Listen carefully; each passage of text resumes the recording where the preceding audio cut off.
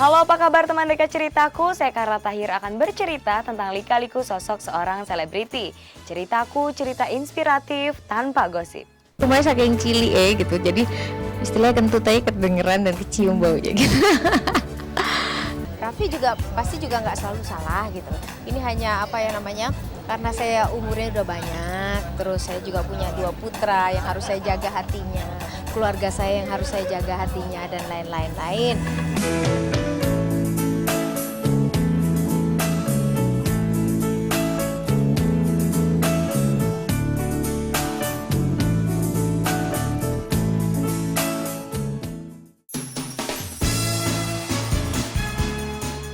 Bertubuh mungil, berparas cantik, serta dikenal sebagai penyanyi tambang lawas, dialah Yuni Shara.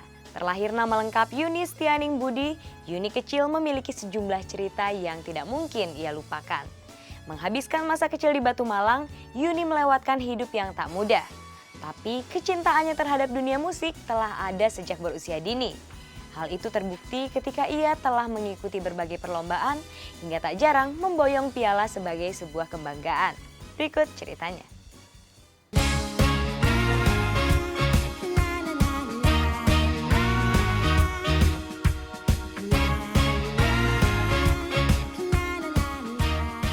Selalu ada makna yang tersimpan di balik sebuah nama. Begitu pula dengan Yuni Shara. Nama yang kini tak asing lagi di telinga, khususnya bagi pecinta tembang-tembang lawas yang memiliki cerita unik dari sebuah nama yang kini disematkan padanya. Lahir dengan nama Wahyu Setianing Budi. Di Kota Malang pada bulan Juni 1972, Yuni kecil dipanggil dengan sebutan Yunet. Sebuah panggilan yang terlontar dari orang-orang terdekatnya. Bahkan sepenggal nama Yuni juga terinspirasi dari sebuah pohon. Nama Yuni Shara itu, Yuni nama panggilan saya. Kalau dari kecil saya dipanggil Yunet emang. Jadi kalau orang-orang dekat pasti manggil saya Yunet gitu. Tapi nama saya itu unik banget ya. Waktu saya lahir, papa saya lagi di depan. Ada nama di pohon kelengkeng atau di cemara itu Setianing Budi namanya. Terus sama eyang saya ditambahin Wahyu. Jadi nama panjang saya Wahyu Setianing Budi. Kebetulan panggilannya memang Yuni karena saya lahir bulan Juni. Bulan Juni yang kemudian lebur menjadi panggilan Yuni adalah salah satu kisah di balik namanya. Tapi tak berhenti sampai pada nama semata. Yuni kecil juga melewatkan masa menggantungkan cita-cita dengan banyak cara. Kepolosan putri pertama dari 3 bersaudara ini membuatnya kerap berada di bawah pengaruh teman-temannya. Karena ini pula, Yuni selalu mengekor pada cita-cita temannya. Jadi dokter cita-citanya, terus jadi insinyur pertanian. Yang sampai sekarang nggak ngerti kerjaan insinyur pertanian itu ngapain. Terus jadi apa lagi ya? Pokoknya macem-macem deh. Pokoknya ikut-ikut. Jadi zaman dulu tuh kalau ngisi buku tuh, cita-cita apa? Giliran di depan kita ini, kita ikut di sini. Tumbuh di Kota Malang, Jawa Timur, Yuni juga pernah mengalami masa pahitnya hidup ketika menjejakkan kaki di Jakarta. Di sebuah gang sempit di daerah Tebet, Jakarta Selatan, Yuni harus berdesak-desakan dalam rumah yang kecil. Tapi apa boleh dikata, nasib memaksanya untuk menikmati itu semua. Sebuah cara menikmati hidup yang mampu menempanya menjadi sosok yang kuat dan tegar. Rumahnya saking cili gitu, jadi istilahnya kentut aja kedengeran dan kecium baunya gitu. Ketika kesusahan mampu diubah seorang Yuni Shara jadi canda tawa, maka ada rasa ikhlas yang tertanam dalam jiwanya. Keikhlasan yang menuntunnya hingga tak terjerat dalam pergaulan bebas ibu kota. Saya nggak pernah berontak dengan hal-hal yang ada di kita gitu. Nggak ngerti karena mama yang mendidik kita seperti itu, atau karena nggak ngerti apa ya. Kita kok nggak milih jalan itu, kok kita nggak milih sikap yang waktu itulah saya misalnya dapat uang, toto dapat uang gitu. Kenapa aku nggak milih jalan yang toto aku jadi bandel, toto yang jadi bandel? Kenapa kita biasa-biasa aja gitu? Kalaupun bandel, kalau kita misalnya mau jalan, tetap aja bukan kategori bandel gitu. Cahaya bersemi dan menjadi satu di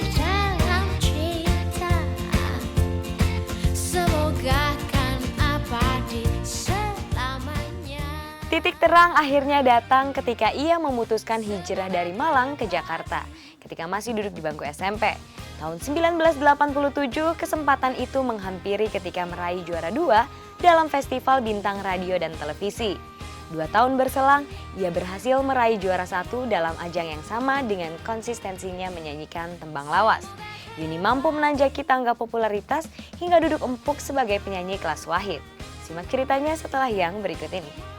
Cuman ada beberapa perubahan yang saya suka dari Yuni Shara, tatanan rambutnya ya, dengan rambut yang bob model pendek, kadang mungkin dari makeup artisnya sendiri.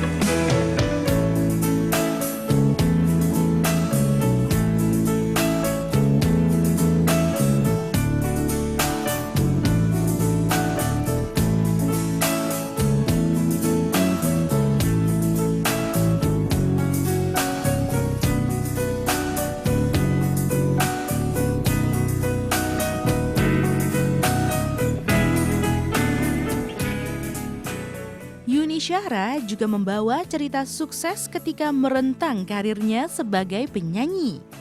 Kesuksesan yang membawa perbaikan pada pundi-pundinya. Tapi di balik gelimang harta yang ia miliki kini, Yuni memulai langkah dengan tidak mudah. Sering mengikuti berbagai kompetisi sejak masih dini, Yuni hijrah ke ibu kota ketika ia duduk di bangku SMP. Festival Bintang Radio dan Televisi di tahun 1987 adalah kesempatan pertama yang membuka jalannya sebagai seorang penyanyi. Ia berhasil meraih juara 2. Dan 2 tahun setelah itu, di ajang yang sama, Yuni berhasil duduk sebagai pemuncak. Kita pernah nyanyi, kalau misalnya kita nyanyi di Ancol, kan ada Friday Jazz kayak gitu tuh. Zaman dulu saya nyanyi itu dibayar 50.000. Dan itu langsung kita kalau pulang kita dapat uang langsung kasih mama gitu. Itulah kebahagiaan kita. Mungkin cara kita berterima kasih selain dengan sikap kita, artinya tidak menyakitin ibu gitu. Ya kayak gitu. Nyerahin hasil kita gitu, kita dengan bangga gitu serahin. Kita sama, hal yang ditekuni sama gitu, dan mulai dari bawah dua-duanya juga sama gitu. Masalah keberuntungan itu bergantian gitu. Jadi Yanti dulu yang rekaman, saya belum rekaman. Setelah itu Yanti rekaman, kebetulan saya kaset saya naik duluan, Yanti belum. Begitu saya sudah turun ke bawah, Yanti yang naik gitu. Jadi memang waktu itu berjalan dan kita sudah buktikan berdua.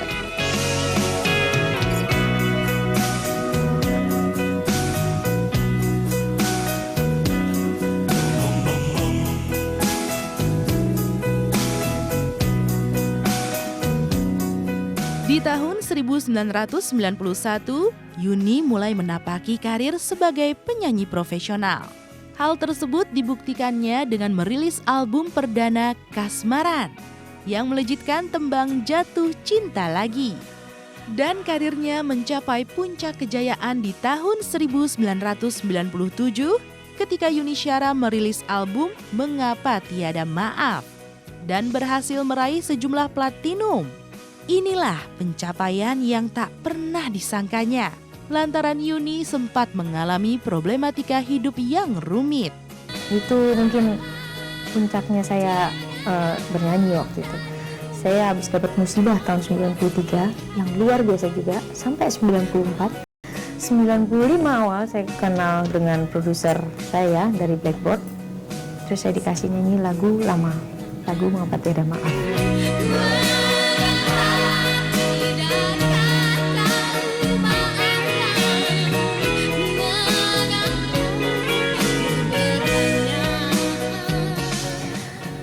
Itu nggak pernah nyangka karena nyanyinya prosesnya sebentar, album itu sebentar.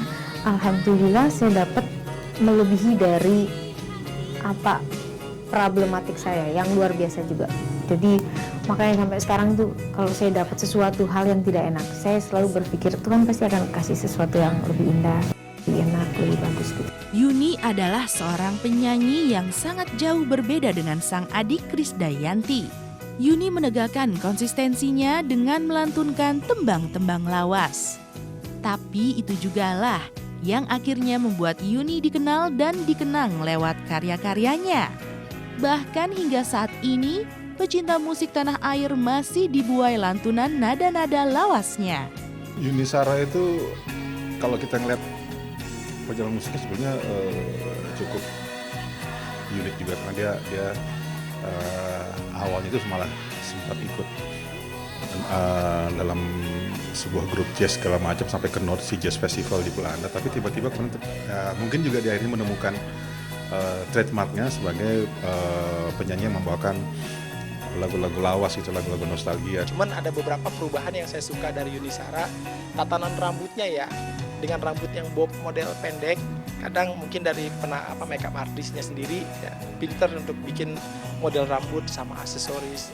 Kalau dulu kan dia modelnya, maaf kalau saya bilang stylenya agak kelihatan muda, seperti orang usia masih muda, tapi taste pakaiannya kelihatan agak tua.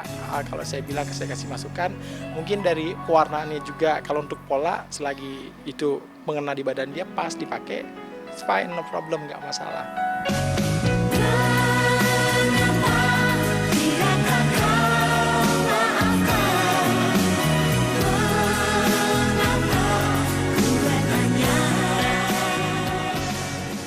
Sukses di karir, Yuni kerap dihempaskan asmara.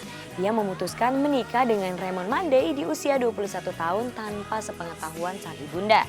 Tapi pernikahan itu hanya bertahan dalam rentang 6 bulan saja. Yuni kembali melabuhkan hati pada Henry Siahaan, sosok pria yang 15 tahun lebih tua dari dirinya. Tapi lagi-lagi hubungan itu harus kandas dengan perceraian. Begitu pula ketika ia menata hati saat merajut kasih bersama Raffi Ahmad. Simak ceritanya setelah yang berikut ini. Raffi juga pasti juga nggak selalu salah gitu. Ini hanya karena saya umurnya udah banyak, terus saya juga punya 2 putra yang harus saya jaga hatinya, keluarga saya yang harus saya jaga hatinya, dan lain-lain.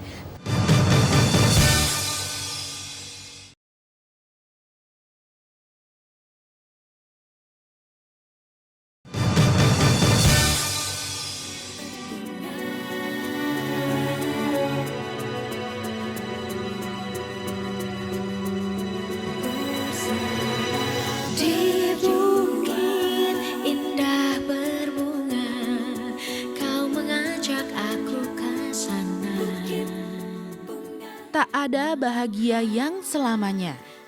Setidaknya inilah yang menjadi gambaran nyata dalam hidup Yuni Shara.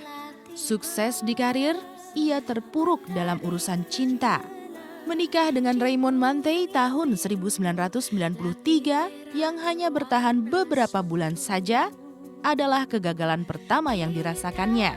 Sebuah kegagalan yang menjadi tamparan pelak bagi jiwanya.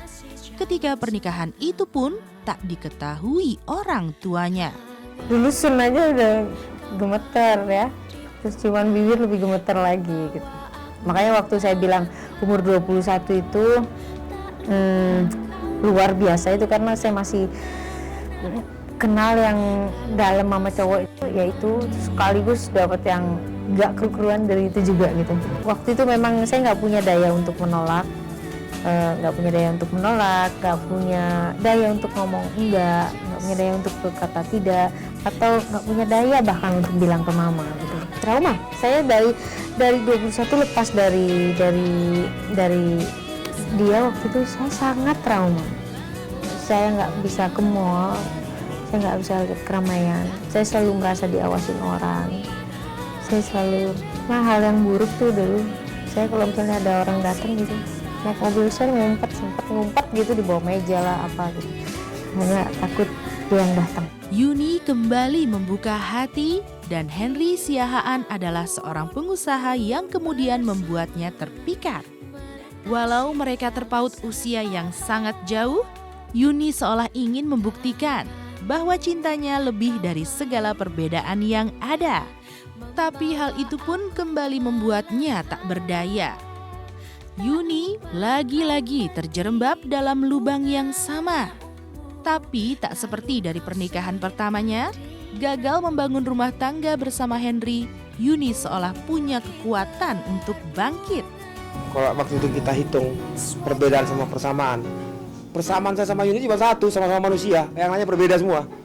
Agamanya, jenis kelaminnya, asal usulnya, semua berbeda. Sehingga waktu itu kan ibu ya Yuni kan nggak nerima saya. Dan saya bilang sama Yuni, berarti ibu kamu normal. Ya jadi justru kalau dia nerima itu yang aneh, saya bilang gitu. Oh gitu ya kata Yuni. Ya iya dong, saya bilang. Mana ada anak-anak duda dan mendatangi anaknya, duda nggak jelas dari mana gitu. Mana ada ibu yang mau kan? Rindunya hatiku, ingin ku bertemu dengan dambaan hatiku. Yuni kembali dihempaskan cinta ketika hubungannya dengan Raffi Ahmad yang telah berjalan sekitar 4 tahun kandas di tengah jalan. Dan perbedaan usia serta banyak perbedaan lainnya tampaknya menjadi alasan bagi keduanya mengakhiri kisah cinta mereka sebagai sepasang kekasih. Tapi Yuni berusaha tegar di balik semua cobaan itu. Saya juga koreksi, saya juga nggak selalu betul. Raffi juga pasti juga nggak selalu salah gitu. Ini hanya karena saya umurnya udah banyak, terus saya juga punya 2 putra yang harus saya jaga hatinya, keluarga saya yang harus saya jaga hatinya dan lain-lain. Terus Raffi di umur segitu yang mungkin seperti itu, mungkin kalau misalnya bawa acara memang seperti itu. Cuman karena memang dia itu pelaku di dalam itu, dia tidak akan merasakan perasaannya sebagai penonton gitu loh.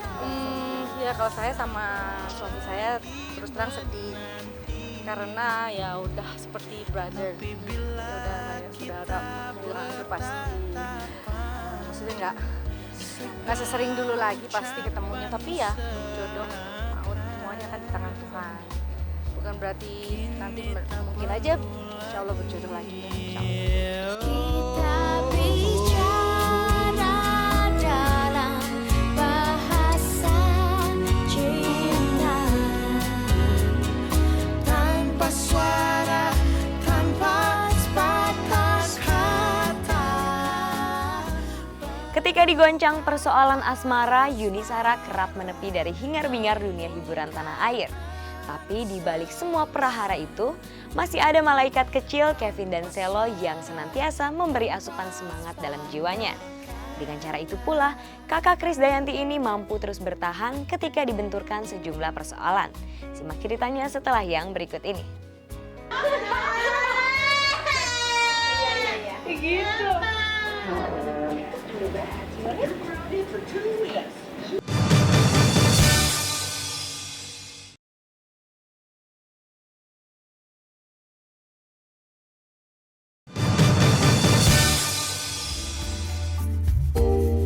Ku mencari arti kehidupan.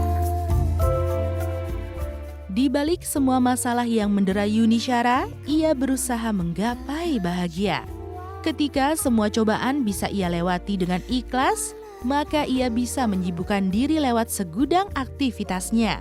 Kalau keadaan ini ya, kalau nggak tahu-tahu, kita nggak tahu, banyak sekali yang nipu segala macam.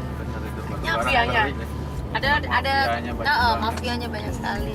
Dan ini nggak segampang yang diduga. Memang kalau misalnya memang sukses, memang uangnya sukses, tapi kita nggak boleh punya sifat yang jelek dengan alam ini. Sebentar marah, sebentar sayang, sebentar benci. Di luar nyanyi, saya belajar kerjaan ini nukang. Isinya di sini laki semua gitu. Meningkatnya aktivitas Yuni turut serta menambah pundi-pundinya. Bahkan ia telah berinvestasi di bidang lain. Rumah di Jakarta dan kampung halamannya di Batu Malang, Jawa Timur adalah bukti kesuksesannya. Bukan sekedar ingin memperlihatkan bahwa ia mampu, tapi lebih dari itu, Yuni ingin membuat masa depan 2 buah hatinya, Kevin dan Sello, bisa lebih baik dari apa yang dulu ia alami. Menjadi orang tua tunggal bukan lagi masalah untuknya kini. Gitu ia bisa mendapatkan kebahagiaan sempurna bersama 2 anak tercintanya.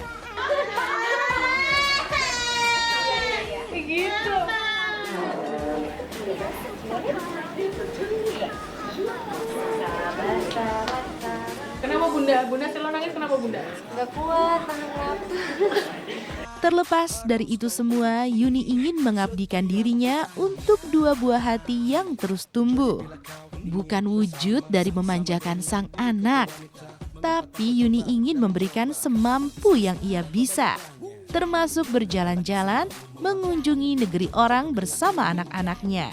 Jadi ya gitu, kayak kemarin maunya makanan Jepang. Terus kadang-kadang Bunda pengen ini dong, spaghetti carbonara. Kan saya belum bisa bikinnya nih yang carbonara. Mereka kalau bisa saya nggak kerja di rumah terus nungguin mereka. Bisa lah. Makanya jangan ditaruh-taruh situ. Kalau untuk lagu memang bagus, saya termasuk penggemar gitu kan. Saya kebetulan punya beberapa lagu, kebetulan itu hitsnya kan tahun 70-an. Tapi kalau untuk masalah pakaian biasa-biasa aja. Yuni Shara itu menurut saya sih dia orangnya cantik, mungil, baik. Pas kemarin dia putus sama Raffi Ahmad sih saya sempat kecewa karena dia udah cocok banget. Tapi sih semenjak kemarin Raffi masuk penjara, dia digosipin kalau Yuni Shara itu menghasut semua yang masalahnya Raffi Ahmad buat masuk ke penjara gitu. Harapan kedepannya dia dapat suami yang lebih bisa menjaga keluarganya. Senyum dan tawa hanya sekedar saja, sebagai pelengkap sempurna. Cobaan bukanlah penghalang ketika kita mampu menyikapinya dengan bijaksana. Bahkan cobaan akan jadi penopang ketika kita mampu untuk sabar dan senantiasa ikhlas menghadapinya. Semoga cerita dari kehidupan selebriti tadi membawa inspirasi bagi kehidupan Anda. Sampai jumpa di ceritaku berikutnya. Dadah!